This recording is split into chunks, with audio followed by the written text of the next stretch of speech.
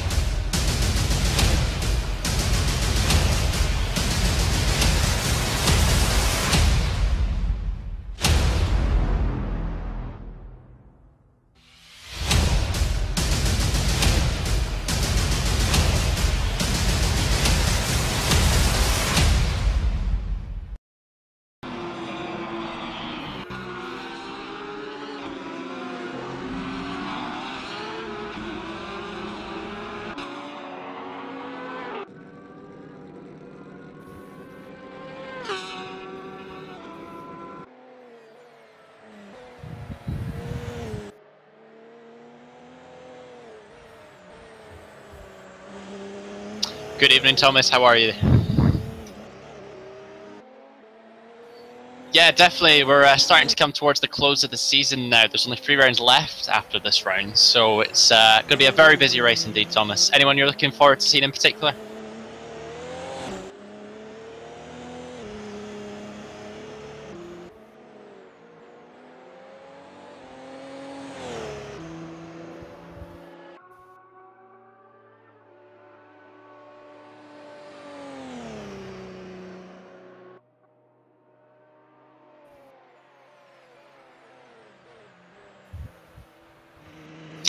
Indeed, Thomas. So Shanghai, a circuit that's familiar to many people, perhaps from the Formula 1 calendar, but is playing host tonight to our LMP and GTE multi-class race. Just to run you through the championship, your Nuno Kuna is currently leading the LMP1 championship, and Gavin Utley is currently leading the GTE championship, Thomas. So for a lot of these drivers, they've got their independent championships to deal with, but can you expect some rough battles between them?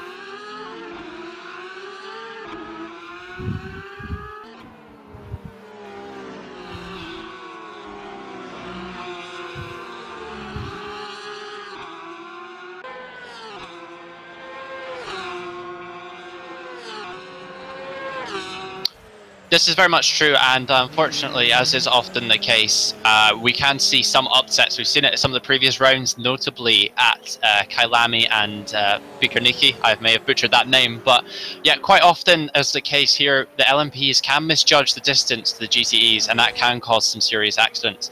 Joining us now, just with 5 minutes of qualifying left, though, Thomas, and Brad O'Nane's already putting in a quick time of a 1:48.4, and Dennis Hosper is leading the GTEs with a 2:03.7. So, Thomas, drivers are coming towards the close of the season now. Like I say, we've got some serious battles going on. If you were in Brad's position, he's got to chase down Nuno, who's had a near flawless run. What do you think is going through his head at the moment?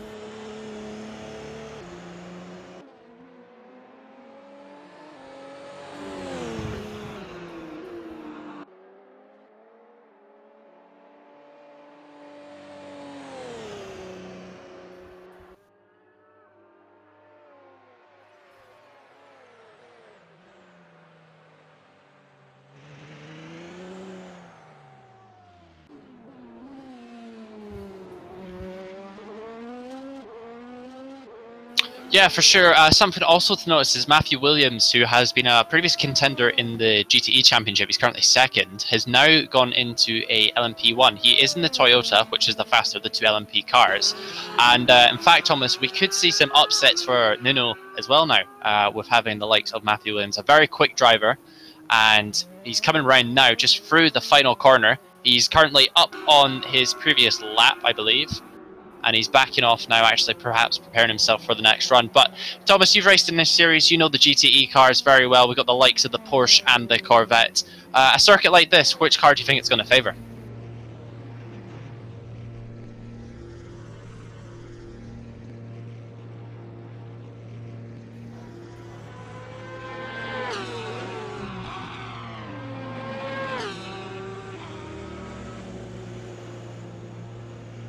No, this is very true. It is a very wonderful sounding car indeed. And just having a look just now as we go through the grid, and you can see there's quite a few cars sitting in the pit lane at the moment. So track is fairly quiet compared to perhaps what we have seen at previous rounds. We've got a grand total of just around 18 or 19 drivers expecting to race tonight. How many of those are going to remain by the end, I'm not too sure.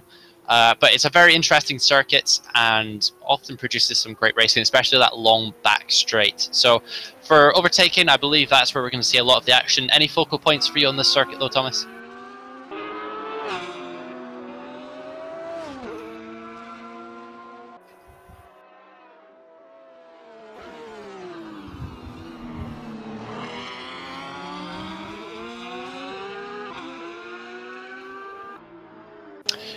Yeah, for sure. I think we're going to see a lot of action happening there. I'm just looking just now at the moment. Jason Greenfield currently sitting P13 with a 2:05. Just watching his lap, he appears to be struggling a lot with the rear end on that Porsche. Now, you said it's a car that suffers from understeer, Thomas, but it looks like he's suffering with an awful lot of oversteer.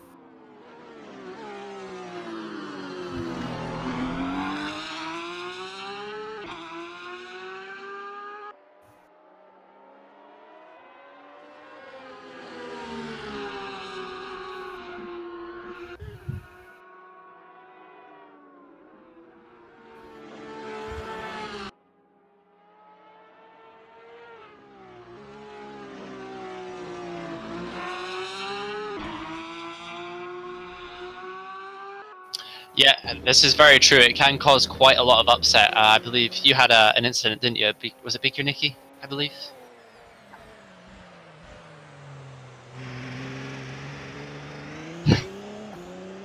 We won't go into that too much as to who was involved in that incident. But yeah, like you say, Thomas, the closing speed can be quite hard to judge. And perhaps for some of the newer drivers who are either watching the series or taking part, what would be your advice to the drivers that are perhaps not as quick?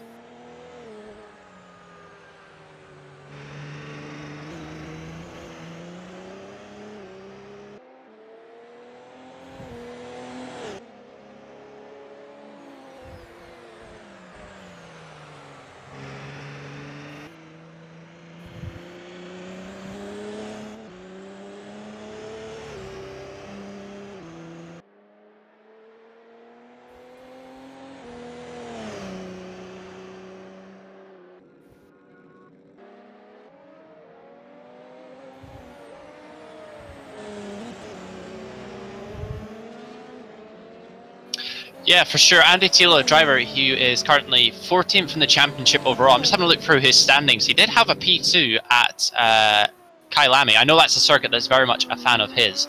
And perhaps we could see some more action from him tonight. The drivers have been putting in so many laps of practice at this circuit. It really shows with a league like this. For example, you got Andy Hendry, who's put in 65 laps. Then Who else have we got here? Chris Pinchbeck in the 911 RSR is putting 66 laps. So, Thomas, the drivers aren't messing about with this, especially as the championship comes to a close.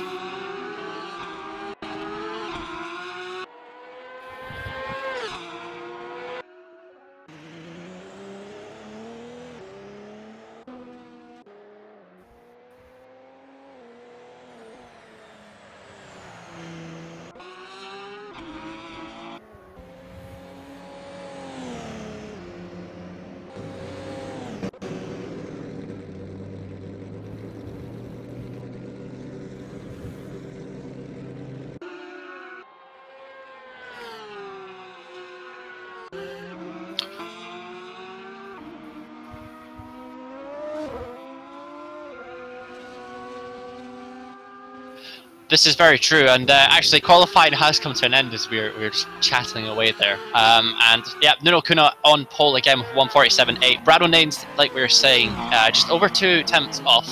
And then you've got Mr. Andy Hendry in P3, currently third in the championship as well, so a good result for him. Looking towards the GTE field, you currently have... Who is here? Let's have a look and see. I believe... Yeah, Gavin Utley is currently leading the GTEs with a 2:02.7, and then he's got a bit of a gap back to Roberto Santoro, who is a 2:03.6. So 9 tenths of a second separating those two drivers, and could be quite interesting indeed, Thomas. Oh, I've had my microphone muted this entire time. Great. But yeah, that wraps up qualifying, so we're going to go to a very quick advert break, and then we'll be back for the racing here in China.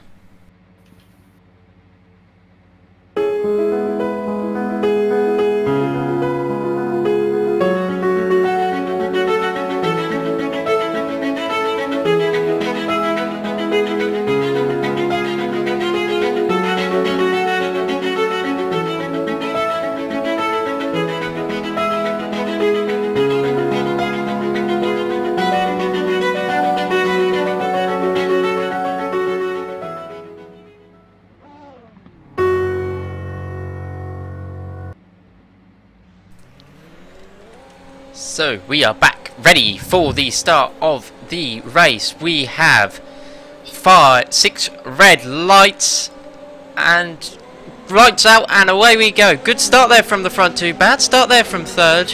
Not sure who that was, we'll have to check back. But as they come speeding, and that's an instant there between Andy and I believe that was Daz there, as they all compiling through. Andy then spinning it out again. Terrible start there for one of the LMP1s. Looks like David just tapped, I believe that was Simon there, as he then goes around. Really big hectic start. Brad managing to jump Nuno actually as they come into that tight hairpin section. All action here already in the opening apps. Matthew up into 4th, really strong start from him. Roberto then going side by side with Chris, manages to go around the outside I believe, and he gets the move done. So we look through as they all come through one by one into this long left, very easy to run wide. As it looks like Chris, no, isn't going side by side with the Jumbo teammate. Really hectic start there, Josh. Yeah, definitely. We've got some great action happening up front here. Brad O'Nanes and Nuno Kuna fighting right beside each other. And as we come onto this back straight now, Thomas, we're going to see a move, I believe, from Nuno. As he gets in the slipstream of that car in ahead of him, Brad O'Nane's going to have to try and do everything he can here. Like we said, the Toyota is the more powerful of the two cars now. As he lines up into the slipstream, Nuno goes right behind him. I think Brad's using all his curves though, because he's not giving up that position. Are we going to see a move into the braking zone? Nuno has a look, and there's nothing happening there, Thomas. But yes, a lot of battles happening through the field. It's all kicked off from round 1. Yeah, really big incidents there through turn 1.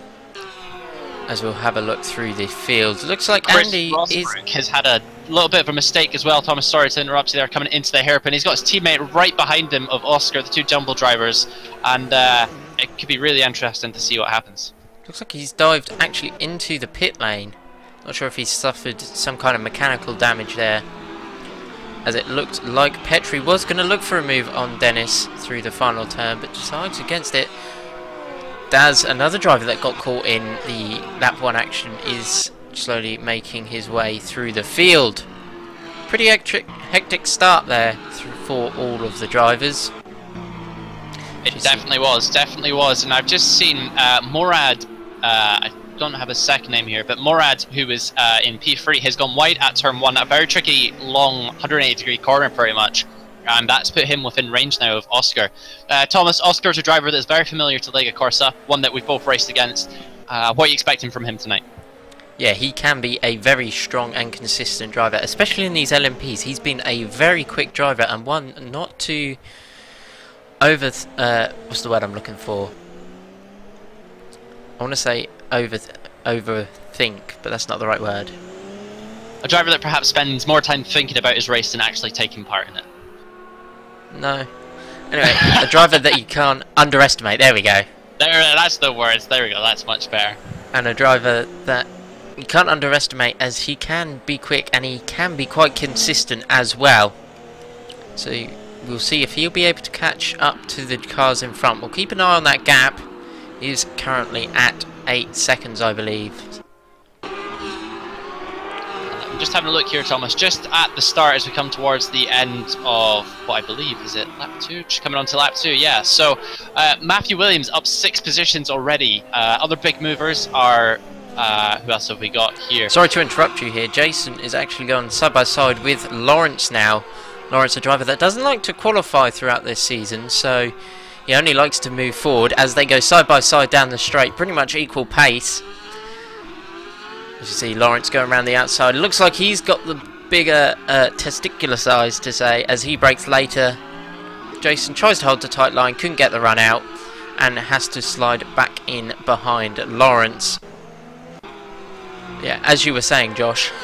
Yeah, other big movers are Chris Rosberg, as he identified. He had to make a stop early on, and that has compromised him, unfortunately. He's right down the grid. And again, I think Lawrence has got... There's a move going on just in the background there between Cy Woodcock and Jorge Cunha as they come into turn 1 now. Jorge right on the rear of Simon. And perhaps we can see a move into this turn 3, like you said, that hairpin where we've seen Daniel Ricciardo pull off so many moves, Thomas. That the drivers are not easing up, given that it's a 1-hour race.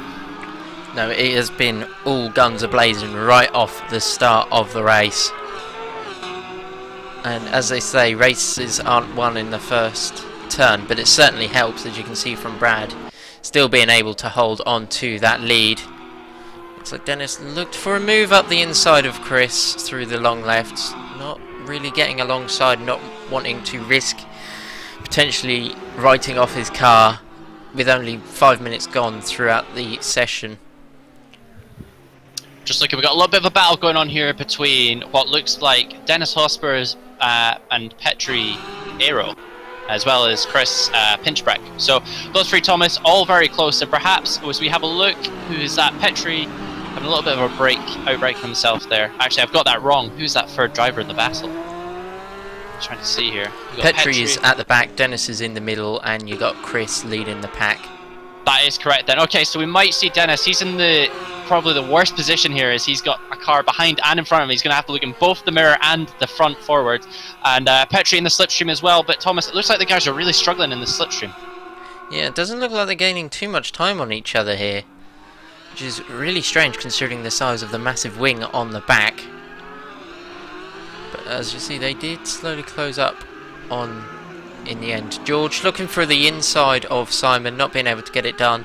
Looks like he might be able to get the run. No, he can't out of the tight hairpin, so it looks like he may have to stay behind that white, blue and red Martini Porsche of Simon Woodcock. Looks like he's got a tremendous run out of the final turn. 0.2 between them.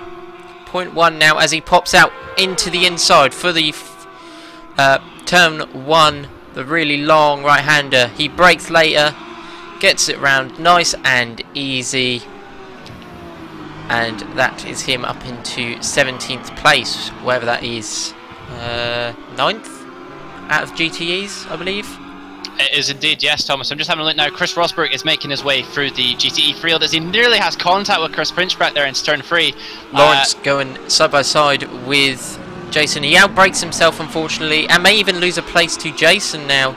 Looks like he's managed to save it through turn 3. Sorry to interrupt you there.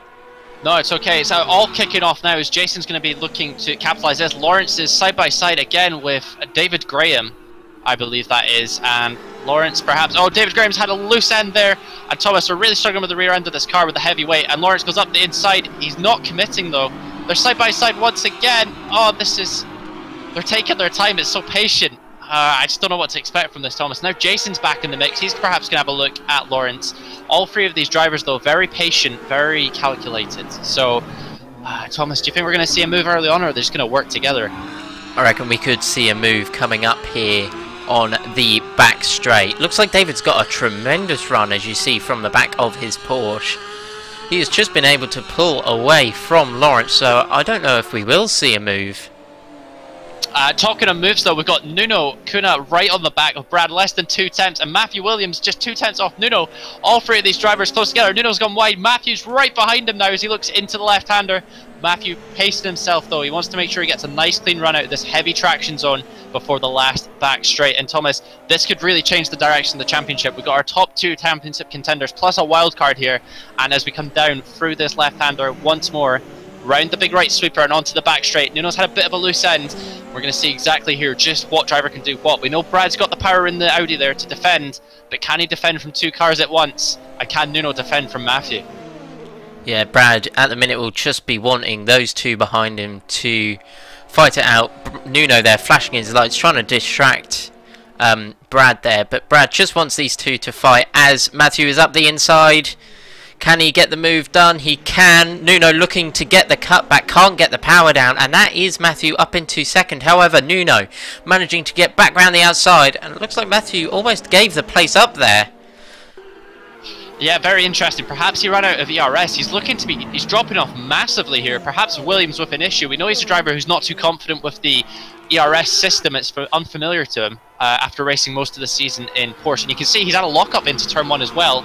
So this is going to give Brad the breathing space that he needs, and it's also going to give Nuno the breathing space that he needs. Jason and David are currently going side by side. They've been through the last 2 turns after the tight right-hander, and it looks like Jason was able to get up the inside there, overtaking the Flying Lizard Porsche of David Graham.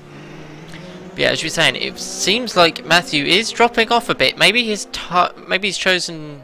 no, he's on the mediums. I was going to say if he's on the softs, but it looks like Nuno and Matthew are on the mediums, and Brad is on the softs.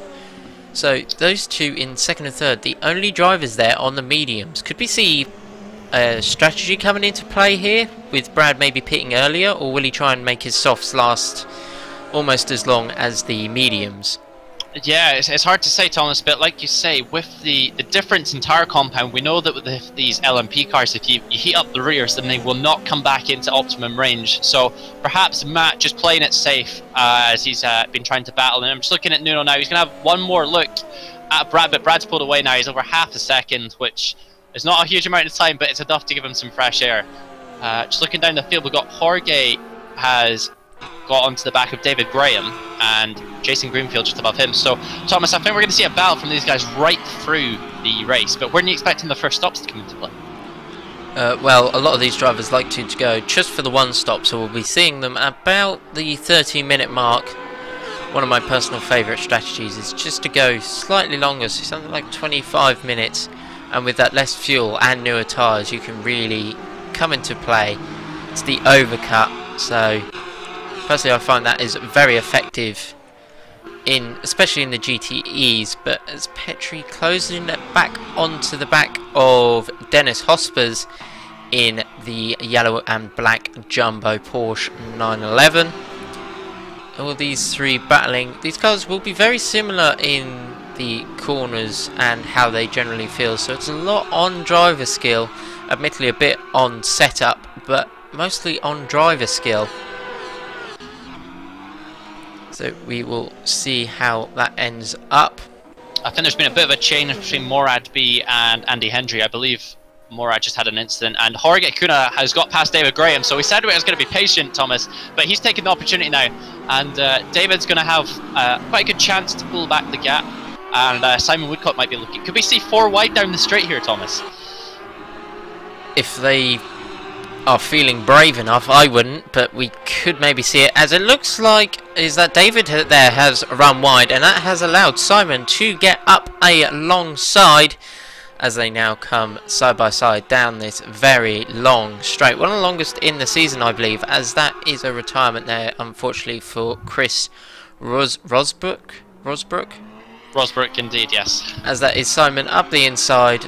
Later on the brakes, nice and easy. Could we see David come back through the final turn? He pops out and decides to go back in, as that is 3 wide there in the background. Brad dropping off behind both of them. Was that a mistake there in the final turn? It certainly looked like it, but now they've got to contend with traffic. Nuno has taken the lead. Championship leader is now the race leader, and as the traffic comes into play, this could get really tasty. We've got Matthew Williams makes a lunge up the inside. Brad's having a look as well. There's one of the Porsches has gone off in the background. This David Graham has panicked, and it's all kicking off. Simon Woodcock is also sliding in. Thomas Matthew Williams is up the inside. It's all happening here. Matthew has a little bit of a lock up. Brad is taking a look as he goes round the outside of, that would be David Woodcock, Simon Woodcock even. And Thomas, they're not messing about. Matthew Williams takes the lead again as they dive through the Porsches. This is multi-class at its finest. Drivers not giving up anything. You can see the headlights flashing. And that's contact between Brad O'Naines and Nuno. Nuno is round. The championship leader is round, people. And Thomas, there's going to be some complaints on the pit wall. Yeah, those engineers there on the pit wall will be furious. But it was. Hotspurs has just gone off again. Sorry, he spun it on that next corner and he is down. Lawrence has gone up ahead, and Andy Hendry has had contact with Morad once again. And Thomas, it's all kicking off here. We were quiet for the first 14 minutes, and now it's all happening. Yeah, especially with that traffic, as I was going to say, with Brad, Matthew, and Nuno. Something was always going to happen between those two with, what, 5 Porsches on their way, and those 3 battling between themselves. There was always going to be a problem, and if not, it would have been rather lucky. Yeah, Nuno actually not losing too much time, considering he spent quite a while off the track. Just 6 seconds, I believe, off Brad, or 8 now. So not too much time, as that is unfortunately a retirement there for Daz. Yeah, another retirement, someone who has suffered from that. So just having a look to see what team Darren is racing for, and it would appear that he is racing as a independent. So we've lost one of the jumbo drivers, and now we've lost another LMP car. Yeah, that LMP grid now down to about 6, I believe. Yep, 6 cars. Yeah. So, not a massive LMP grid, but we could still see some fights, especially as we've seen between Matthew, Brad and Nuno. Well, I think what's really interesting here, Thomas, is like you were saying at the start, points are awarded where you finish regardless of the class you're in. So we could see some big moves in the GTE grid because of this. Yeah, definitely. Gavin is the championship leader, I believe. Yes. But we could see some people like Roberto, who is very quick. I believe he's missed a few rounds, unfortunately. And Chris Pinchbeck, we could see them climbing up the ladder, as they will be scoring more points with some of those LMPs being non-finishers. So if we have a look through our grid, then it is Matthew that leads with about 44 minutes left on the clock. It is then Brad sitting there in second. Nuno, your championship leader, is there in third. Hendry is down in fourth. Morad is there in fifth, not too far off Andy in front. And rounding up the LMPs is Oscar Rottink. The leader of your GTEs, 7th overall, is Gavin Utley. You've then got Roberto Santoro for the Jumbo race team in 8th, second in GT3. Pinchbeck in 3rd GT3s. Petri is in 4th. Lawrence is there in 5th. Jason Greenfield, rocking the AstroTurf on the back of his car, is in 6th. Is that right? That is correct. Sorry to interrupt you there, Thomas. We got one of the drivers, one of the LMP drivers here. Who is this? Morad is making his way through the field, and he had a bit of an issue there, I believe, with Jorge. Two of them just running a wee bit wide, and Jason's sliding about in front of him as well. So, not an easy day for Morad, as he's had contact there with Jason. He is not being patient, and he's just throwing it up the inside. And he spun it. Oh my goodness, it's all going wrong for him. A day to forget, Thomas. And how important is it for these guys as the race starts to get into its middle period that they kind of regain that conscious and stay focused? Yeah, now that the grid is slowly starting to space out, they're going to be less worried about trying to catch the guy in front as such, as you can barely even see the guy in front, and we'll just mainly focus on trying to get through traffic, looking after those tyres, and maybe even trying a bit of fuel saving with the coast and roll technique. Oh, and that's contact again for Morad and... how do you pronounce it? Morad and Jorge, I believe. Jorge. Between those two, so do you reckon that is just Morad getting a bit impatient there? I think so, Thomas. Obviously, he had that difficult start to the race, and I think it's kind of just spiraled from there. He's not too happy. I'm having a look at the championship standings. I believe this is his first round as well, so perhaps not the way he wants to start his championship. No, definitely not, as it looks like he's back on the rear of Jorge. Jorge almost diving out of the way, not wanting to get involved again. Well, you can't really blame him after that. The mechanics won't be too happy, and I don't think anyone else will be too happy with that. Some interesting driving to say. Now, as we've been chatting there just about Morad, Dennis Hosper's one of the GTE drivers running in third, was it? No, fourth. He dived into the pit lane and has retired into his pit garage, so an unfortunate retirement for him. Not sure what happened to the car. Maybe chat and see how to recover moving forward. Just coming towards the race, Matthew Williams is on the medium tyres, as is Nuno in P3. So Brad is in the softs, and he's kind of in a bit of no man's land. He's 6 seconds off the car in front, and he has got a bit 7-second gap to the car behind. Thomas, what do you think Brad's going to do here? Could we see him go for the early pit stop, get that undercut, or is he going to run on those old softs? We'll probably see him run maybe for another 5 minutes, something like that, I guess. And then may jump either onto the mediums and see, because it really depends on his tyre wear and how he feels on the car. Obviously from the outside we can't see too much, but how he's feeling on these softs. He did lap just over a second, I believe, on the last lap slower. He's even slower this lap, 2 seconds off Matthew, so we may see him jump onto the mediums, as it looks like he's dropping off a lot of pace. Nuno then lapped about a second quicker than Brad, so Brad's losing time to Matthew, and Nuno's gone off that turn 1. He's gone into the gravel trap. He's made a huge mistake there, Thomas. Looks like he just outbroke himself, and yeah, really interesting move there. We said he was a second quicker than Brad, but I think he's just lost that in the turn 1. Yeah, I think he's actually lost more than that, going and building some sandcastles over in the gravel trap. But we will have to check on the lap times. But yeah, as I was saying, he was losing time to Nuno behind as well, as Nuno was catching him. So we could see him hop onto the mediums, with them being able to last a little longer.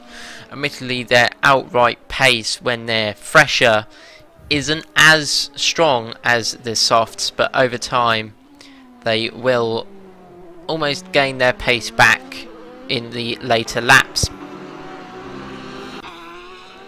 But it looks like... On you go, sorry, after yourself. I was then going to mention some of the pit strategy of the 911 RSRs. All of but one of the RSRs, or the GTEs I should say, are on the soft tyres, with Chris being on the mediums. Could we maybe even see Chris running the mediums till about 10 minutes left of the session, and then maybe even hop it on the super softs? It is possible, Thomas. I mean, looking at the championship, I believe actually he is our championship leader for the GTEs. My apologies. He's 5th overall. So yeah, it's quite possible, Thomas. You know, he's got a bit of points in his bag. There's only 3 rounds left. He can play a bit with the strategy, and you know, we could see him go for that extra long strategy. Whether he takes the super softs, if they can take the heats, because it is quite a high deg circuit here.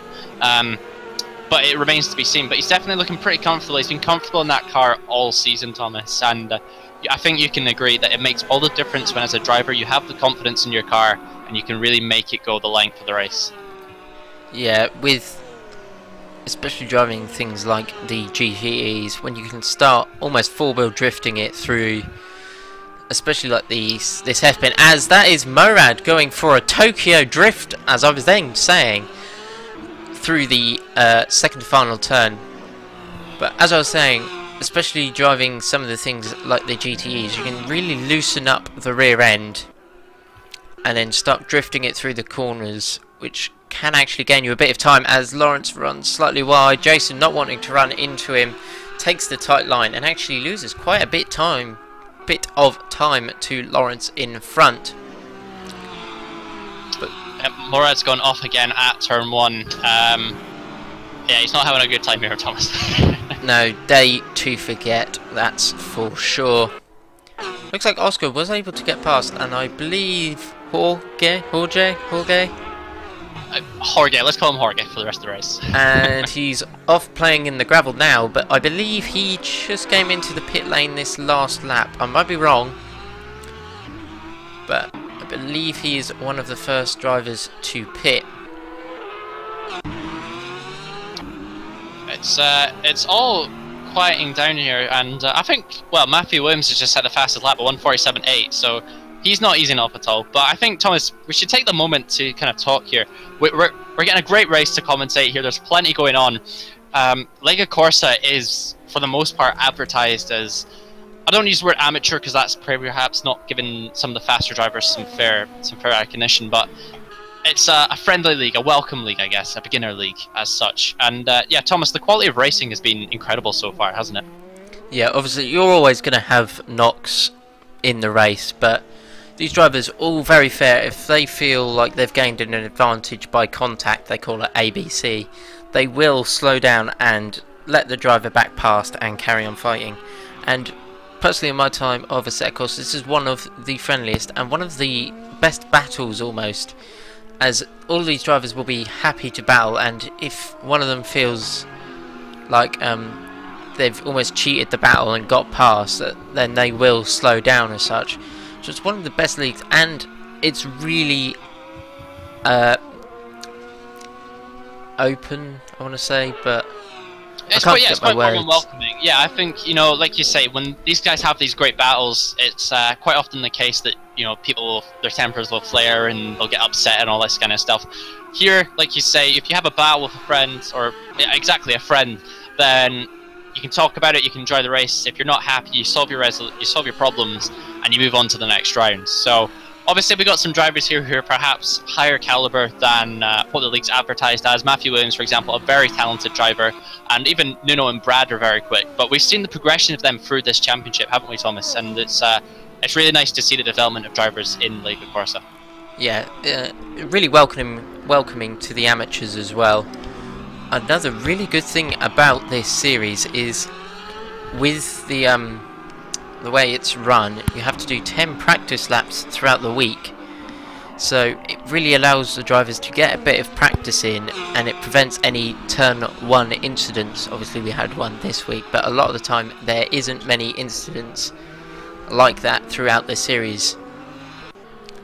Yeah, exactly. And talking of incidents, I'm just looking at Nuno. He is really struggling with that turn 1. He came into turn 1 really fast and nearly lost the back end, which would have been horrendous for his championship. But it's interesting to see how certain drivers deal with certain circuits. Looking at Nuno, he's had a 2nd place and he's won every single race since then. So, Thomas, I think we could see that the luck has run out for Nuno, and Brad will be gaining the points. There's 50 points between them, but they certainly could do something. Yeah, especially if Brad can take that lead, all of a sudden that big point difference between Nuno and Brad will suddenly collapse. And it looks like Nuno is really pushing the limits of that car as he ran wide through the double left. So he's really trying his best to catch up to Brad in front. I think he's doing it quite well. The gap has came down from around 7 seconds to just under 5, or close to 4, should we say. And I think Brad needs to think now about what he's going to do with the strategy. Is he going to pit, or is he going to stay out? Every lap that he's out here on these long, old, soft tyres, as we see Morad B, who's also in the pits. Yeah, Thomas, he's really stuck in the middle now with what he needs to do. Yeah, as we are riding on board with Brad currently. Looks like he's still staying out for another lap, so he's really pushing those softs right to their limits. You don't want to be pushing them too far where you start to get punctures. But he is lapping quite a considerable amount slower than the rest of the cars. As a LMP driver yourself, or have driven, I'd like to just have a quick word about the different engine types in these cars. I believe the Audi is a V6, is it? Or is it V8? I believe it's a V8 actually. You've got me on the spot. I need to check that for you. Anyway, I'm not sure, but it's a hybrid diesel, I believe, something like that. We will have to check, but if you listen to the difference with the Audi and the Toyota using a conventional V8, I believe, with the hybrid system, do you get much difference in terms of power between the two? It's hard to say. I mean, certainly when you're driving, you notice the big difference. And like you say, with all these various engine modes, you tend to find that the delivery is reflective of the power going to the front wheel. So if you're in an aggressive setting, you can have a low aggressive or a high aggressive, you'll find that that power output is not so linear as you'd expect. The other option you can have is a preservative, as we see Brad go through the back markers there. Yeah, so coming back to this preservative type, and what that does is it provides a bit more of a linear output, so it means as you're coming out the corner on the power, it builds up nice and slow. Obviously, either side has their benefits and drawbacks, but ultimately, it's a driver who can manage this ERS setting throughout the course of the lap who's going to be the one that wins. We know that the Audi is down, it produces, I believe, 2 kilojoule watts of power versus the 8 of the Toyota. But with the right driver, as Brad is showing tonight, you can perform very well. Yeah, as we see him come into the pits, actually. Sorry, I believe you're about to say that. He's had a wee bit of a mistake, and he's gone back to pits, I believe. I'm not sure what's happened there. But, yeah, I know this is the case with this last season with the Audi and the old Porsche. I believe the Porsche had more energy it could use over a lap, but the Audi could use more fuel. Not sure if it's a similar thing with the and Morad went wide through turn 1 and has had contact with Jason again. Really and I see Hendry has gone up into P3, so Brad has gone into the pits, but he's done it at the wrong time. For some reason he has dropped through the pit order. I don't know if that's reflective of him hitting the escape button and going back to pits, or if there was just lag and we didn't see him go into the pit lane as such. So we'll find out next time round, Thomas, but this could be huge for the championship if Brad's out.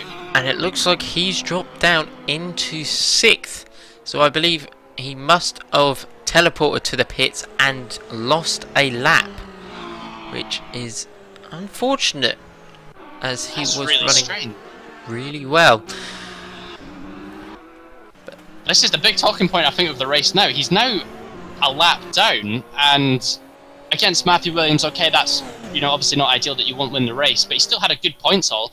Now he's a lap down on Nuno, and that gap's going to increase in the championship. So Thomas, perhaps we need to get Brad in here after the race for a chat to see what's going on, but I've never seen anything like that. Yeah, very peculiar. But yeah, we'll certainly have to have a word. Maybe a technical difficulty there on his behalf, but he is going to be pushing like a freight train on tracks now, I believe. Almost like a snow ploughed through snow, he'll be pushing so hard. How many analogies are we going to get here? Oh, I've got plenty of them, as a few of the drivers now jumping into the pit lane. Gavin and Chris jumped into the pit lane. Petri joining the bandwagon. And it looks like Lawrence is diving into the pit lane as well. So it looks like a lot of drivers are now pitting at the 28-minute mark. So they will be all on similar strategies. But could we see some of them? Well, now would be the time where all that practice in the garages, practicing their pit stops, come into play. As we see some of the drivers leave the pit lane now. Yeah, I'm just having a look at the specifications of the Audi, we were talking about it. It is V6, correct? And yeah, quite an interesting car overall. Produces 777 brake horsepower. Nice number. And yeah, quite an interesting car in comparison to the Toyota. They both drive relatively the same, I'd say, for the most part. You may notice a bit more stability with the Toyota. But like you say, similar to how the Porsche was, I believe, you do have that fuel burn is a bit quicker. So drivers had to make a choice as to what they do. As we see Oscar Rotink, I don't want to butcher his last name, but Oscar coming into the pits. He is, it's fair to say, the chief or the #1 driver at Jumbo. He was the one that put in this lovely livery. And Thomas, he's had a quiet race, but it's been a productive one. Yeah, he's gained 2 places without really doing anything, I don't think, in terms of battling. So you can't complain. Matthew jumping into the pit lane. Will we see Nuno doing the same thing? No, looks like he's going to go out for another lap. So I have a feeling Nuno is either, if he pits this lap, then that'll be a good move from him. Otherwise, I think he's going to try and hold up Matthew with those older tyres. Obviously, the risk that you have then is you're losing more time to your second place driver. So it'll be interesting to see as Williams comes out the pits now. And we've got a little bit of a battle going on here between, I want to say, who was that? Into the last corner there, we had 2 drivers overtake each other. And Jason and Roberto? Perfect on this, yeah. It looked like a fairly straightforward move from those guys. And yeah, I mean, looks like Jason has done, was it Lewis Hamilton? 2008? And ran wide into the pit lane. Not as wide as what Lewis did, but still slightly touching the gravel. Was it 2008? I think it was, yeah, because there was another year that it was his first year with Mercedes, wasn't it? He pulled into the wrong pit box. He pulled into the McLaren pit box as well, didn't he? I can't remember that one, but I remember it might have been, I swear it was 08. But yeah, anyway. He was leading and then went into the pit wall in China. That was it, I remember that. Truly blessed. So, as we move on here, I'm just having a look down the field as we see Lawrence and David Graham have swapped places, but that must have been quite a while ago. Gavin Utley and Chris Pinchbeck are within a second of each other. This is probably going to be your next main battle. Both drivers competing quite high up in the GTE Championship, not too many points separating them either. And Thomas, Gavin is a driver we know we're going to be speaking to after the race. And for him, what do you think he's going to be going through in his mind at the moment? He's got Chris behind him who knows quick. And yeah, what do you think he's going to be doing? He's going to be chasing down that black and yellow car up in front. Won't even be looking in that rear view camera. He will just have his eyes set on the car in front, as well as the road, and he won't even worry about Chris behind him, I would have thought, and just focus on catching Roberto. Has Roberto pitted yet? I will check that with him now. I'm not sure if he has or not, but either way, Gavin will still be chasing him down, and Chris obviously will be chasing down Gavin up in front. He hasn't got Petri to worry about behind. He's 8 seconds off, so he's got a bit of a breathing gap to the guy behind. But yeah, I reckon that's what Gavin will be focusing on, as he has a slight lock up into the second to final turn. But if Roberto has pitted, he's managed to jump Gavin in the pit lane.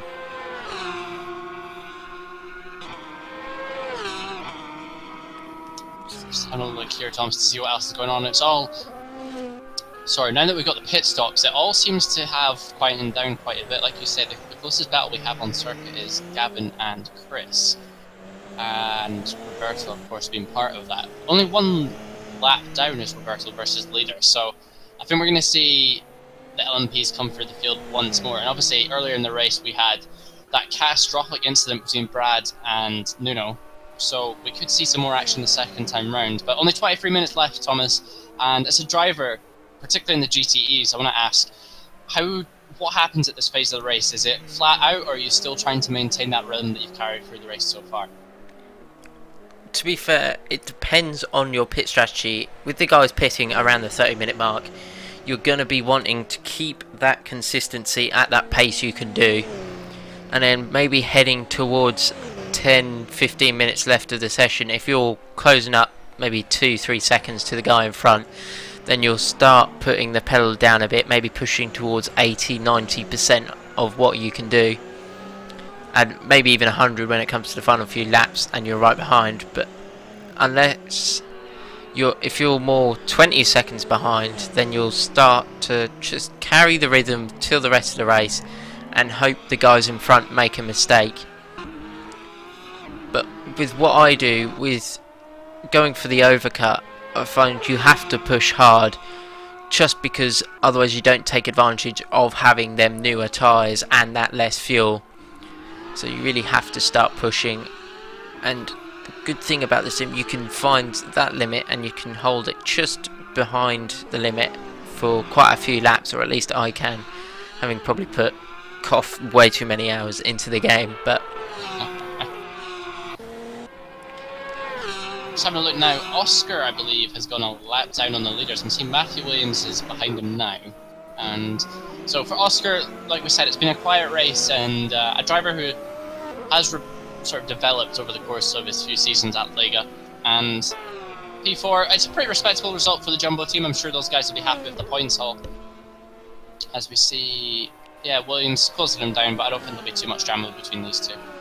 No, the blue flag will apply. So Matthew will be able to pop past Oscar, hopefully fairly easily. I'm just having a look. Chris Pinchbeck has dropped off from Gavin. They're now just over 2.5 seconds behind. Wonder if he's had a mistake there. There's some traffic coming for some of the LMPs, but surely that won't account for 2 seconds, Thomas. No, he was just under a second slower that last lap. So the only driver I believe would have gotten past would have been Andy. So I don't think the LMP traffic was that much of a problem. So maybe Chris just not being able to find the same sort of pace that Gavin has been, or maybe he's looking after his tyres. Big lock up there into the left-hander before the long right onto the back straight. A lot of the drivers seem to be locking up there. Could we see some of the tyres begin to flat spot there, Josh? Yeah, I think so. Like you're saying, Thomas, depending on how the drivers are picking their strategy, what compound they're going with, it's all very reflective of how the tyres are going to respond, and particularly in this late stage of the race. So if you're a driver who's been really aggressive on these tyres, you are going to suffer towards the late stage of the race. It's a question of whether you can pull out a gap or you can hold it off. And talking of gaps, Matthew Williams is 10 seconds now behind Nuno, and I believe a pit stop is compulsory in this series, so Nuno is going for the long run. He's trying to go as far as he possibly can, I believe. And could we perhaps, Thomas, see a strategy here where Nuno comes in on the final lap and takes his pit stop as he crosses the line? Maybe. I'm not sure, because Nuno that last lap lost 6 seconds to Matthew, which is a considerable amount of time. Maybe he made a mistake, but if he's going to start losing 6 laps as he comes into the pits now, so that answers that question. Addy's locked up. Oh, he's disconnected from the server. We've had a disconnect from our race leader and championship leader Nuno, and Thomas, Brad is suddenly back in the race with 20 minutes left. Wow, and he's back, but that is unfortunate. P-Tracker here on the server does log your laps, I believe. Yes. So he will be able to come back on lap 21, it would have been. But all of a sudden that is him right back down into 6th place, essentially. Now, will Brad be jumping up and down in his harness strapped in seat, Josh? He's got to be. I mean, at this stage of the race, you think that you've just thrown away the championship, and all of a sudden, you see your opponent has disconnected. We can see Nuno just come out at the end of the pit lane there. Brad will have seen that, and he's got to have to push.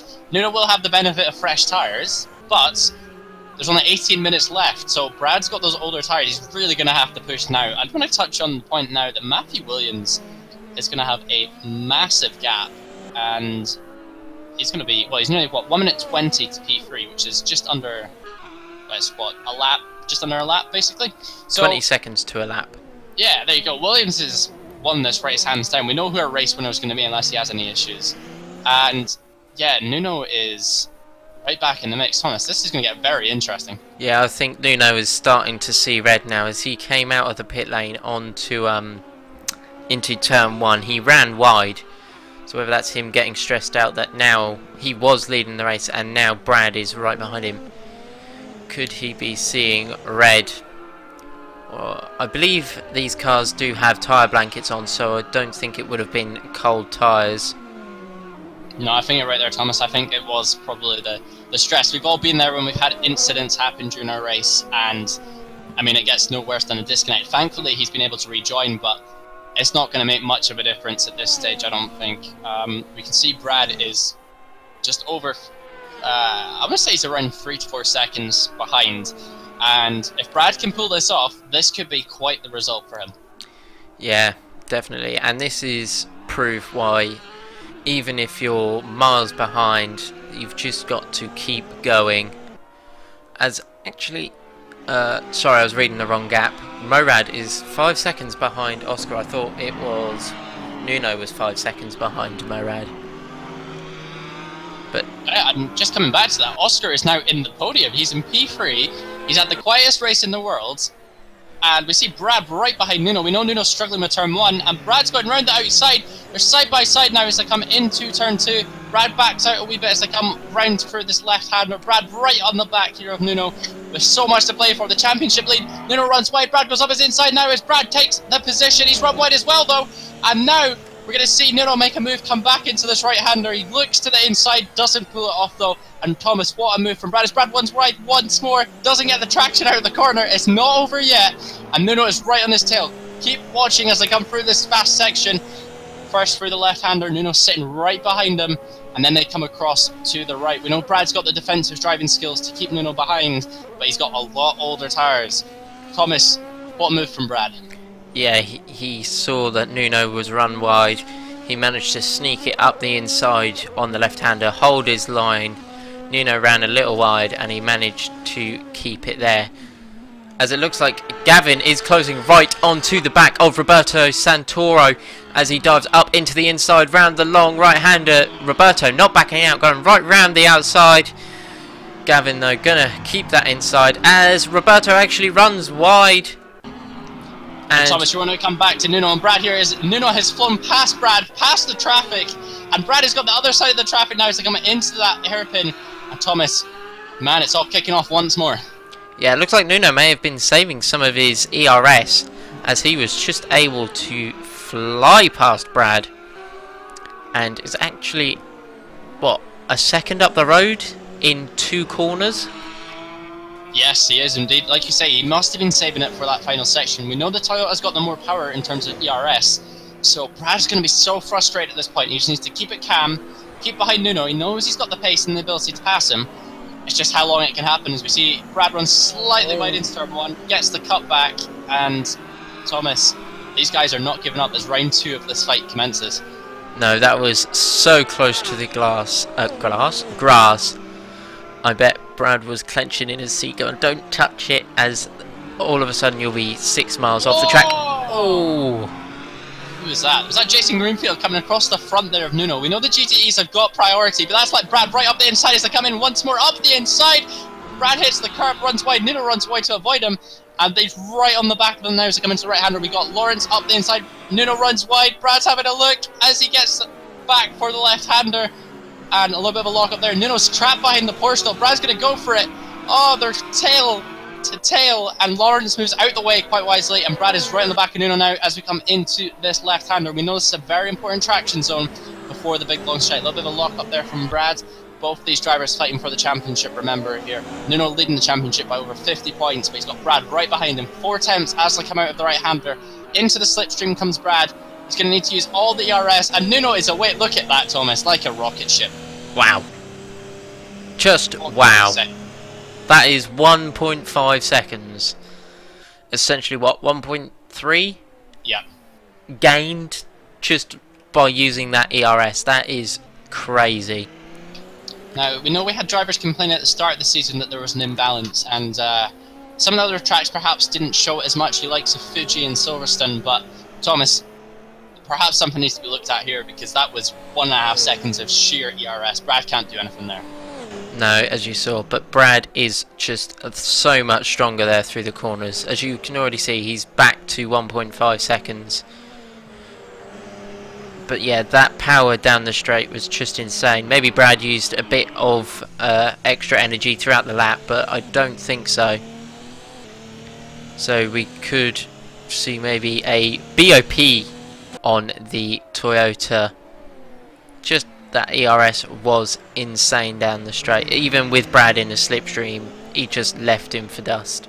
Yeah, definitely. I mean, no credit away from Nuno. He's a very capable driver. He wouldn't be in the championship otherwise. Brad is also a capable driver, but I don't know, Thomas. After seeing that, I was a bit disappointed. I'm looking forward to battle, but if it keeps getting torn apart like this, then what can Brad do, Thomas? What can he do? He's just going to hope that Nuno can make a mistake or just try and stick on the back of that Toyota as best as he can. I think that Audi, or it's Brad's skill, is just so much faster through the corners than what Nuno is. But we will see throughout the coming laps, as we will ride on board with Nuno and see if he gets that much more pace. I mean, look at that speedo climb.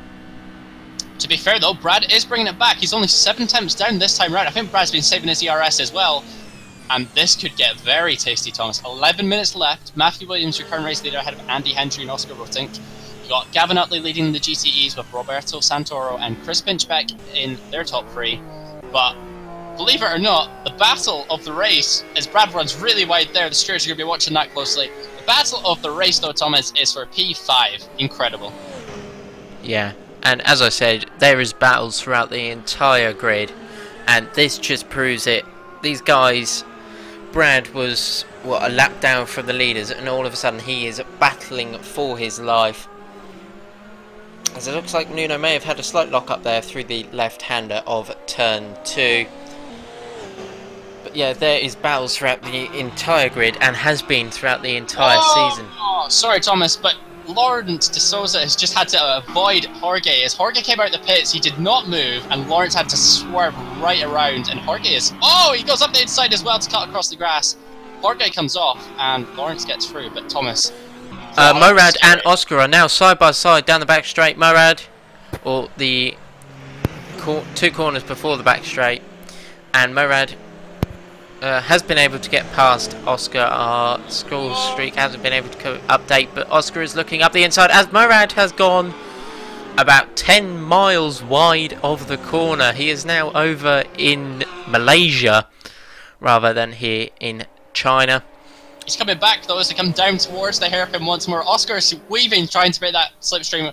Morad's going to be on the brakes. He's late on the brakes and just cannot move it. But yeah, Thomas, as Oscar runs a wee bit wide there and Morad closes right back up. Another battle brewing here. So Thomas, everyone appears to be saving it for the last 10 minutes. Yeah, and as I said, they will be picking up the pace. Oh! Morad's off! It's Shanghai Drift rather than Tokyo Drift here in China, with both the LMPs and GTEs showing us some of their tandeming ability, as it looks like Brad has been able to jump Morad, so that is some bonus points for him. Oscar's got an issue. Oscar has slowed right down and pulled off the circuit. Oscar has having an issue here. I don't know if he feels he was at fault for the Morad incident, but Thomas, what is happening with Oscar Rotsink's car? He was in P3, he's now in P4. What is happening? Looks like he's shifting fairly early, keeping off the grass, so I'm not sure what has happened. Has he let Morad past? No. He has not, but he has let Nuno and Brad back through. So Nuno's back up into 3rd, Brad's back up into 4th, despite being a lap down. And Oscar appears to be waiting for Morad, but there was no contact between the two. That was all Morad's own doing.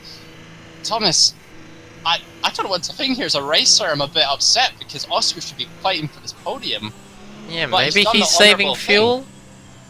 Surely not at this stage in the race. That's heavy fuel saving otherwise. He was in 5th and 6th through the corners, as Brad has closed right back up to Nuno, as he looks up the inside through the very, very long right-hander, not being able to get past. Will we see Nuno shoot off with his ERS deployment? 0.1 gained. Still only 0.1. And there he goes. You just wait for that gap to increase, yeah. Bit of a shame, really, but I can't believe that. I guess that shows the... He's run wide. Nuno has run wide through the tight right-hander. Brad not closing close enough to make a move. As Morad has gone back past through on Oscar, so Oscar must have been waiting for him because he's back up to speed now. And yeah, Thomas, I guess this shows, like we were talking about earlier with Lega, that everyone is a gentleman driver here. They will wait if you've made a mistake, even if they don't think they're at fault. Yeah, which is very good. As Morad then almost runs wide through turn 1. I'd like to just mention as well about Lega Corsa. They also run currently a GT3 series featuring all the Kunos cars as well as the M6 GT3, and that is hosted on a Thursday. And they follow the same tracks as these LMP GTE cars,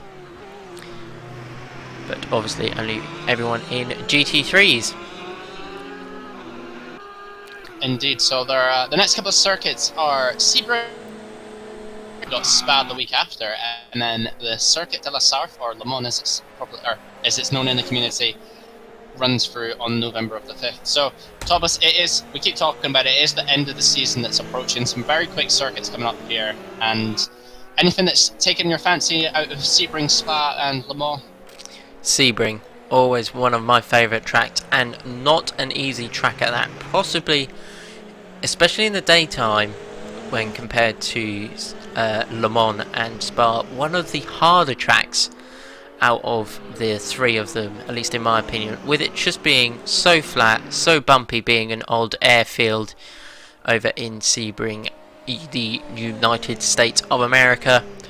Being so flat, it's so difficult to get the car to do what you want. Setup is so important, and tyre heat, another thing which is really important over at Sebring.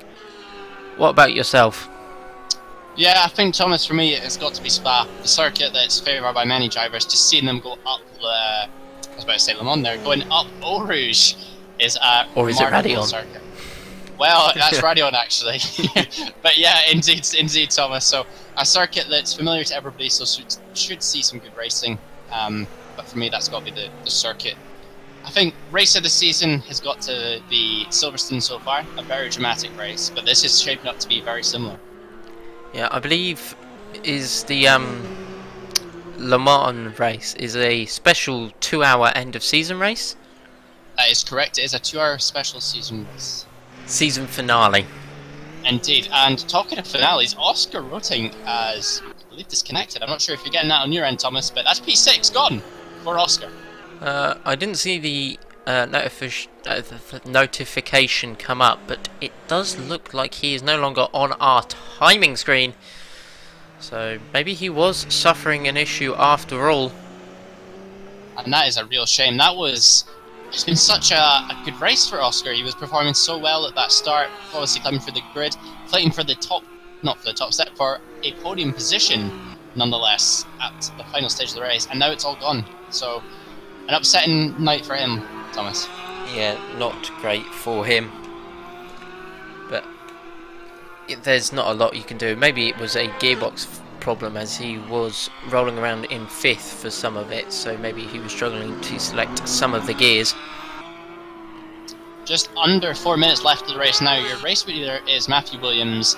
Andy Hendry is in P2 ahead of Nuno Kuno, who's had that dramatic race. Brado Names is chasing him down still, just behind him in P4. And then we have Morad, the legendary Morad, in P5. Your GTE standings at the moment are Gavin Utley is in P7 or P1. Roberto Santoro about 5 seconds behind in P2. And then Chris Princebrack is a couple of seconds off in P3.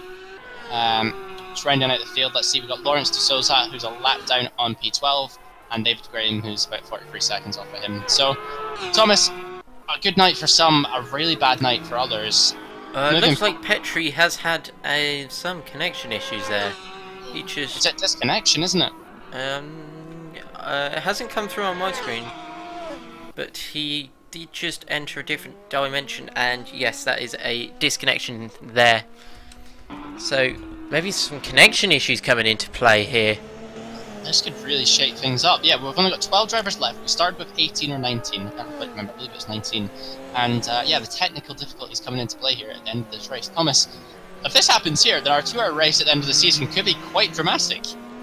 Yeah, especially if it happens like it is now in the last 3 minutes. You've worked 1 hour 57 minutes of your time, all for it just to disappear. It is not a good feeling. No, it's really not. I think we've all been there at some point. If you haven't, then I pray for you. But yeah, the circuit's been very good though, Thomas. I've enjoyed the race tonight. Your thoughts on the race tonight so far? It's been cracking. We've had battles, we've had incidents, we've had it all, and it is still going here for another 2 minutes.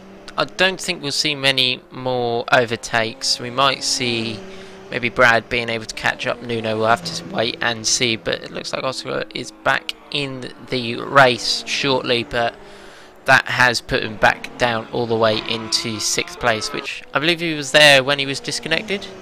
Yeah, that's correct. So he's nothing ventured, nothing gained. Nothing lost, nothing gained. Whatever the saying is. Yeah, he's right back where he started, basically. Yeah, exactly. He won't be able to overtake Morad now, that's for sure, but he will still score some of those vital points, especially in this closing part of the race. Now, something some drivers or some people may not have noticed, or spectators may not have noticed, is some of the drivers are actually using different tyres here in the series. You've got some people running Michelin's like Matthew Williams is, but then you have some people, let's have a look through, Brad, which looks like he's on some Pirelli P0s. Do you find that there's much difference in the tyres here? To be honest, Thomas, I'm surprised the Pirellis haven't blown up yet. Was it Bridgestone? Was it Bridgestone? Way back in 2004, whatever it was, at Indianapolis. Of course, yeah. It's full of drama everywhere. But I think the biggest complaint here will be the difference in the balance of performance of the cars. I don't think it'll be the tyres as such. I just think Jason Greenfield has climbed a position. Don't know if that was just off one of the cars that disconnected, but he's right behind Lawrence de Souza now as they come into turn 1. And Nuno Kuna has just set a personal best, 1:48.6. Not the fastest lap of the race, that's still with Matthew Williams, but he's not giving up with 4 seconds left. No, Brad not going to be able to do anything unless Nuno makes a mistake. So Matthew is now on his final lap. He has got 1, 2, 3 corners and a very, very long straight to go, and this race is his for the taking. As you see, he is coming now down on the back stretch, a very long one indeed, down into first gear through the second final corner, get the power down as he now heads to the final corner. It may have not been the easiest of wins, but it is a win none of the less. He is your round 7 winner at the Shanghai Grand Prix. It is Matthew Williams. Really strong lap. Is he now on his final lap? No, I believe that his race over, Thomas. He is a race winner, climbed 8 positions at the start, and that has won him the race. Andy Hendry is going to come across the line to take P2. Nuno Kuna in P3. Yeah, as some of the drivers will still be coming through. It doesn't look like our scoreboard is updated with the final finishing positions, so we'll have to check over on the official timings of your the race winners final for results. The GTE though is Gavin Utley takes P1 up 4 places. Roberto Santoro comes home in second with Chris Hinchbreck, my apologies, taking P3. So they go Williams, Hendry and Kuna, and then Utley, Santoro and Pinchbeck. Thomas, it's been a great race. Your thoughts on the race? Yeah, it's been magnificent, as we said. Battles throughout the entire field, both in LMP and GTE, especially when those LMPs, Matthew, Nuno and Brad, started to catch up to those GTEs, and all of a sudden we had 6 cars trying to fit into a hairpin. But it's been a very interesting race. And I think we're going to try and get some interviews, Thomas. Anyone in particular you want to talk to? Brad will be someone that would be good to have a word with and try and see what happened over at that pit stop. Just before we do, we are going to check through some advertisements, and we will be back with you with some of the drivers for a quick interview. So we will see you shortly.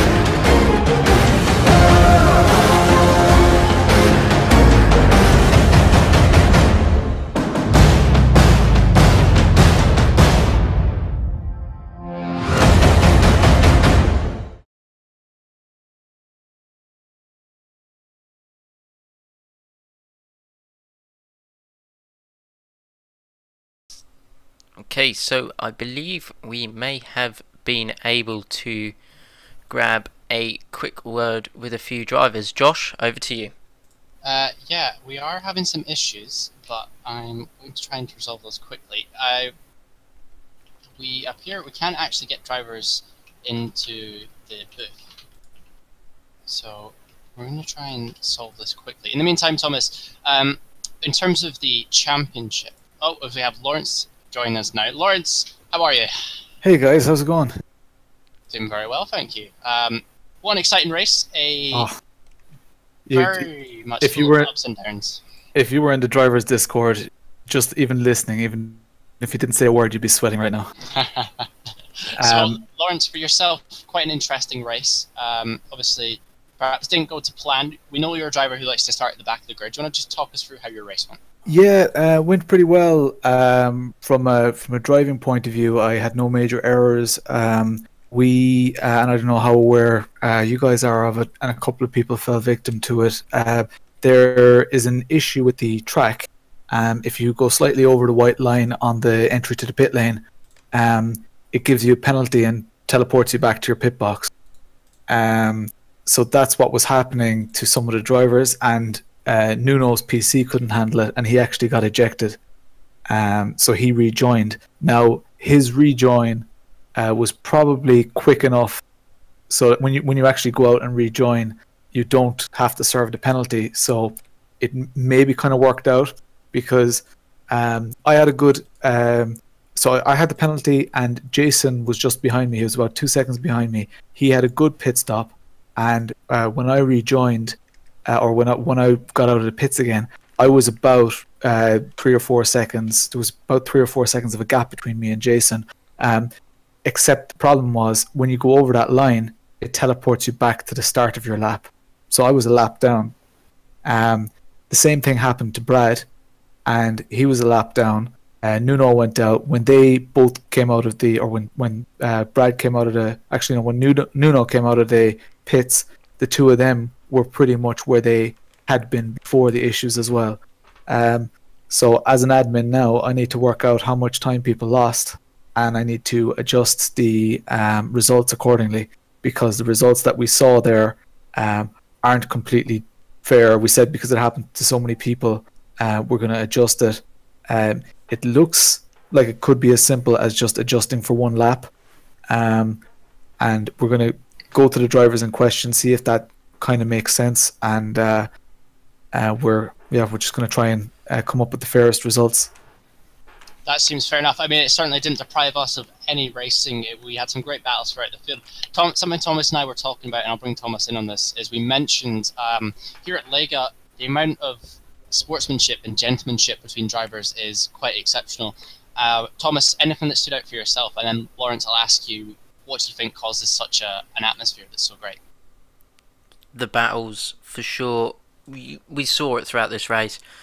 We saw battles lasting 3-4 corners, going too wide, as well as just the sportsmanship. Like with Oscar, he gave back the position to, I can't remember his name now, but even though it wasn't, from where we were looking, it didn't look like it was his fault. Yeah, so Lawrence, I mean, Lega provides such great racing. I mean, why do you think that is? Yeah, it's a bit weird. Like, we've obviously, every race can have incidents, especially when people are pushing for points, and it's largely kind of accepted that that's racing. People put in so much practice that if accidents do occur, people kind of take into consideration that that's probably not what the other person meant to do. One of the kind of really interesting things, despite of course there are occasional incidents, but we have a complete formal incident report system, and I think we're about 13 or 14 weeks now without any reports. Nobody has reported each other. So one of the things that we try to do is, if you do have an issue, obviously, on Discord people might swear or whatever. We don't allow people to discuss things in the heat of the moment, and we don't allow people to discuss things in public. We let people talk about it themselves, and usually they do talk about it themselves and sort it out, and it's usually a case of it happens. It's less than ideal, of course, but as the races go on, we especially try to encourage clean starts, and it's a 1 hour race. There's plenty of time to win the race. You're not going to win it in the first couple of laps. So with that in mind, people kind of put down the discipline. They realize why they've been practicing so hard. You can't just show up for a race and race. You have to do 10 practice laps at any stage during the week before a race. So if you want to do them at 3 o'clock in the morning on a Saturday night after you come in from having beers, that's your own. You can go and do that. And then if you have a late evening at work and you want to race at 8 o'clock, you don't have a big long practice session beforehand. You have a quick qualifying race. You already know the track once you find your rhythm. So there are a lot of factors that kind of, as well as obviously having a good community, but the good racing makes the good community and vice versa. That kind of answer what we're trying to achieve? Yeah, I'd say so. I think that's a very good answer. So, Thomas, I don't know if you have any last questions for Lawrence? What was your pit strategy throughout the race? Yeah, so I usually, with these cars, it can vary. We have a mandatory pit stop this season. Next season, we're going to have, this is an exclusive, next season we're going to have optional pit stops. And the reason we introduced mandatory pit stops almost a year ago now, we only had it on one of our servers, Thursday night server, I think. We had mandatory pit stops so that people get used to that concept of pitting and the discipline of having the pit stop, rejoining, planning your strategy, maybe changing tires. What we found over time, though, is an hour really isn't long enough to really have a very specific strategy. People have tried strategies, but to tried and tested half fuel, halfway pit stop with the same tires, because we don't force a compound change. People just pit usually around the 30-minute mark. So you get lots of people pitting at around the same time. I usually have kind of a base setup, and I kind of see how the tires are feeling, how everything is lasting, or even how I'm driving. It depends. If I'm stuck behind someone and I can't pass them, and I've been trying for a couple of laps, that's diminishing returns. I need to pit right now, try and find myself some open space to make up that time that I'm losing right now. So in today's race, I was kind of holding off Jason. I had a battle for the entire race with Jason, and he wasn't catching up to me. So I was kind of in a comfort zone, and I knew as soon as I get fresh tires, I'm going to have pace, because I did at the start. I set like my fastest lap in the third or fourth lap. So I kind of held him off a bit. Obviously, the penalties and that kind of got in the way. But at the end, there was about 1.5 seconds or 2 seconds between us after the whole race. Obviously, we still have to adjust. He may finish ahead of me or whatever. But yeah, I know that I'm going to pit roughly halfway and then play it by ear. A track like this with a long straight, it's easy to adjust your fuel. So it's harder on a shorter track. Fair enough. Well, in that case, Lawrence, thank you so much for taking the time to talk to us. I'm going to ask you if you could bring up Gav, Chris, and Brad. Unfortunately, we're having issues here dragging people into the commentary box, but we'll bring those three up and have a chat to them. Cool. I'll put the three of them in, yeah? Perfect. Thank you very much. Cool. Which ones did you need, Josh? Joining us now, we're going to have Gavin Utley, Chris Pinchbeck, and Brad O'Naines, if Brad has his mic activated. Here we go. So joining us, we have our GTE winner, Gav Utley, alongside P3 Chris, and then we also have Brad O'Naines from the LMP field. Chaps, how are you? Not too bad, how are you? Good. Right, so I'm going to start with Chris. Obviously, for yourself, we saw most of the race was spent battling with Gavin turning towards the latter stage. Just talk us through the race went for you. I've made a bit of a mistake going on the mediums, to be honest. I couldn't stay with Gav and Roberto purely because they'd picked softs. Gav's had a flying lap on the qualifying. I don't know where that come from.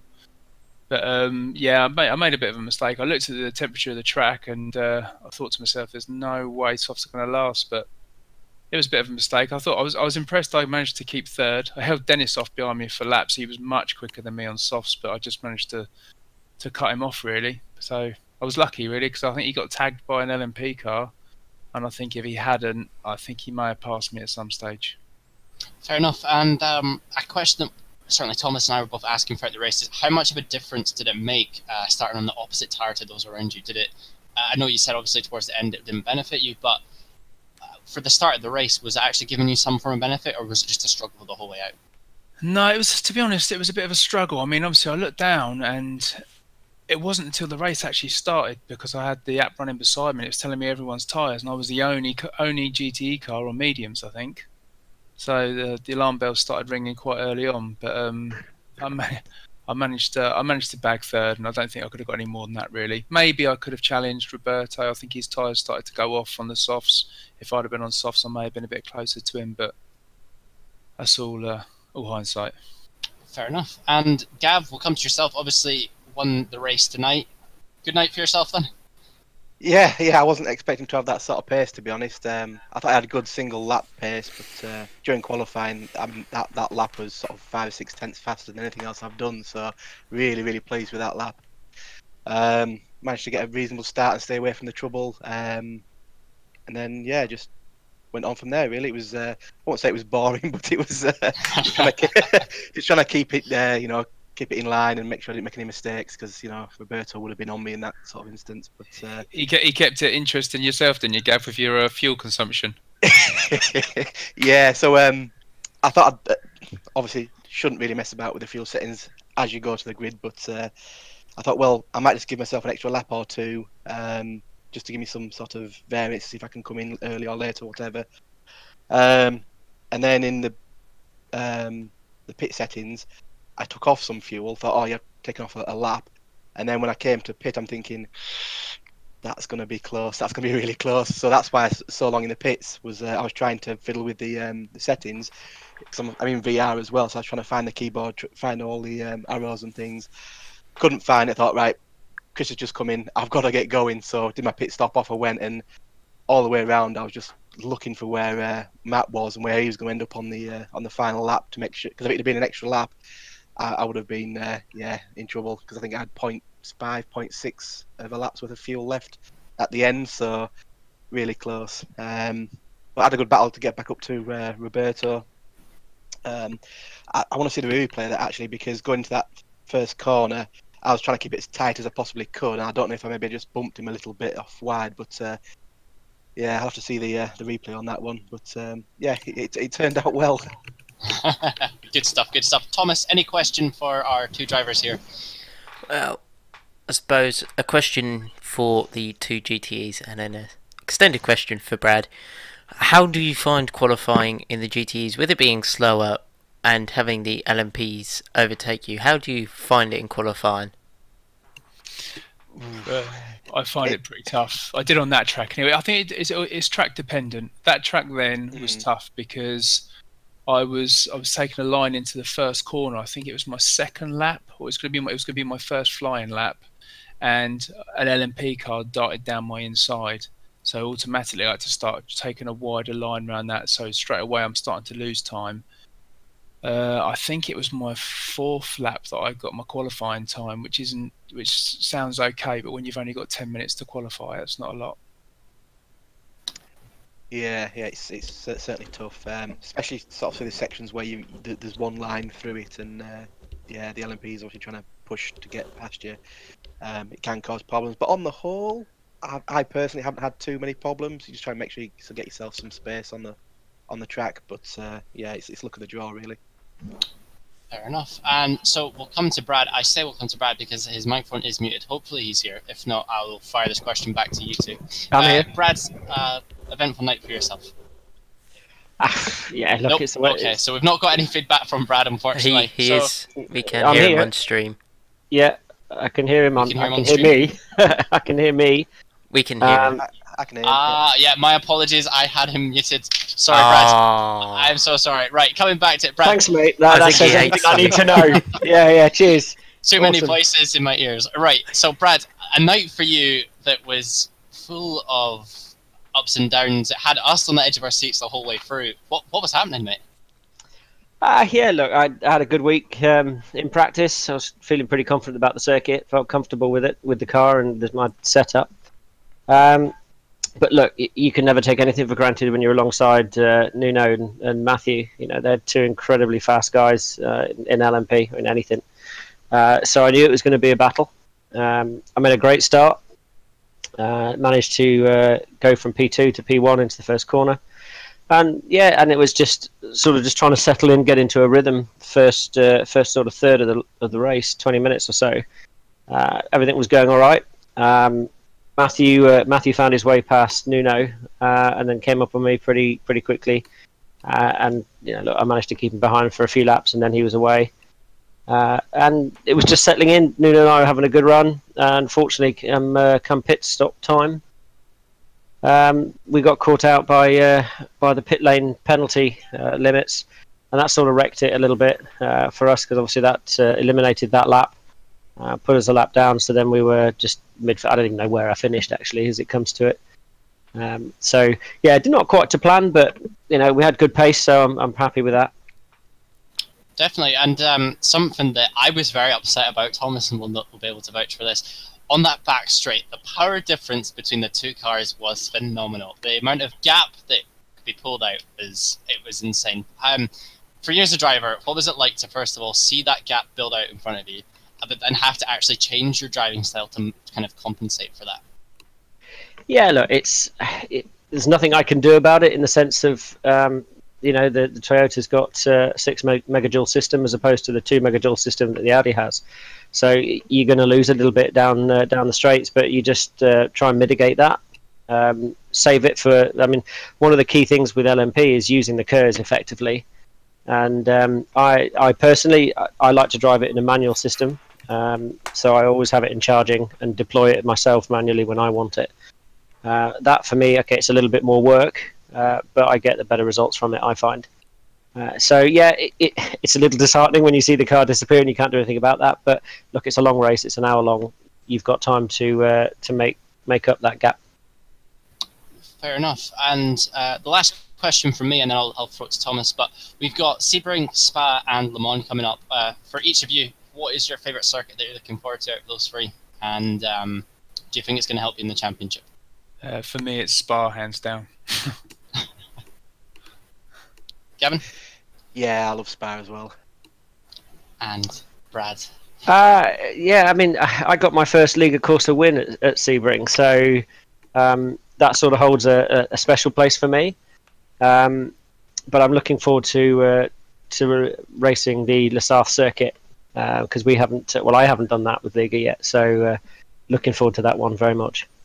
Good. Okay, well, Thomas, I will throw it to you. Any questions for our three? So, one for Brad. As I said, we have an extended question. As an LMP driver, what's it like in qualifying with the slower GTEs?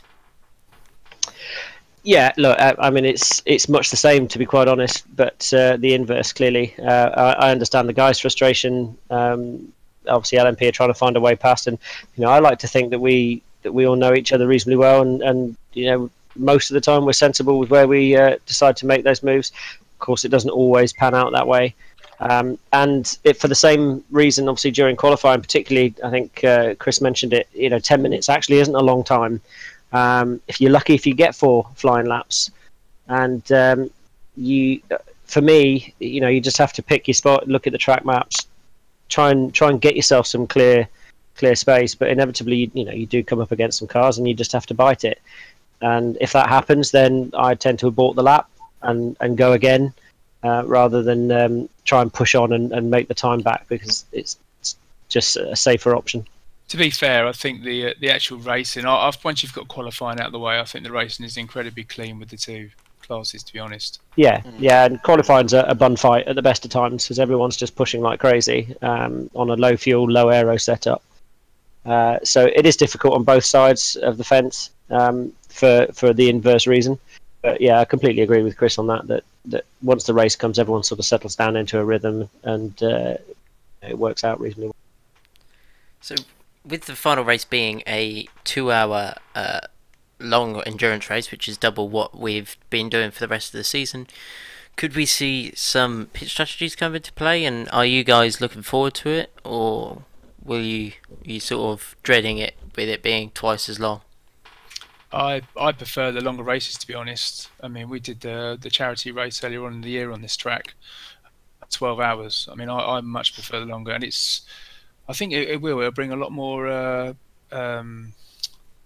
pit strategies into it, definitely, without a doubt. Chris, do you having done that? Sorry, little question for me. Sorry to hijack, boys. Yep. We got a new broadcaster. Yeah, I think we should leave some of this. Do you find in those sort of long races that attention span becomes into play as well? In that people make more mistakes because they perhaps get a bit tired or fatigue, sets in, and their attention goes a little bit, and a mistake comes. Yeah, definitely, because I think all of us, if you learn a track, we all tend to go into this. Well, I do anyway. You tend to go into a robotic mode where you find your fastest line and you do it over and over and over again, and that you try and duplicate that lap over and over.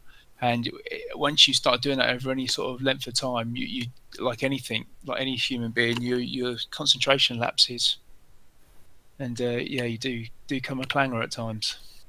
Perfect. Well, in that case, guys, we're going to wrap things up here, I believe. So thank you so much. You're free to run away from the media pen now. But yeah, great racing tonight, guys, and we look forward to seeing you at the next round of the championship. Thank you very Thanks so much. Thank you. Cheers, Bye-bye. Right, Thomas, so I will throw it to you to take us out, mate. Right, so that was the round 7 of the After Sun Endurance Championship over at China. Next week we are at Sebring. It is indeed Sebring. Yes, so Sebring for another hour endurance. Go check out the website www.legacorsa.com for rules, downloads, as well as their Facebook page if you want to come and join the community. So, from us in the commentary box, me, Tom Brown, and Josh Martin, goodbye.